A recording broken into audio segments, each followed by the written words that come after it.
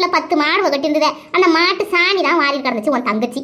நான் என்னத்தை பண்ணிவிட்டேன், நான் வந்து அத்தனை வேலைகள் இந்த நீங்கள் பெத்துப்பட்ட பிள்ளைகளுக்கு எல்லாம் குண்டி கழுவுறதுலேருந்து, அதுங்களை குளிக்க வைக்கிறதுலேருந்து, சாப்பாடு போடுறதுலேருந்து, சாணி வர்றதுலேருந்து, இந்த தொழுவத்தை கூட்டுறதுலேருந்து, காலை பறிக்க போகிறதுல அரைப்பறக்க போகிறது, என்ன சோறு எடுத்துகிட்டு போகிறதுனா எத்தனை வேலை செஞ்சான் உனக்கே தெரியும். அப்புறம் என்னத்துக்கு இந்த பொண்ணு இப்படி பேசுதுன்னு எனக்கே தெரியல. நான் என்னதான் குடும்பப்பட்டுட்டேன், இவ்வளோ வேலை நான் செய்யும்போது அந்த பொண்ணை நான் குடும்பப்படுத்துறதுக்கு என்ன வேலை இருக்குது சொல்லுங்கம்மா. எப்போ பாரு இதே கதையாக தான் பாட்டா படிக்குது, எனக்கே கஷ்டமாக தான் இருக்குது. நான் என்ன நினைக்கிறேன்னா, இப்போ நீயே இருக்கிற வீட்டில் நான் கட்டிக்கிட்டு வந்திருக்கிறேன், நீ கட்டாமல் இருக்கிற.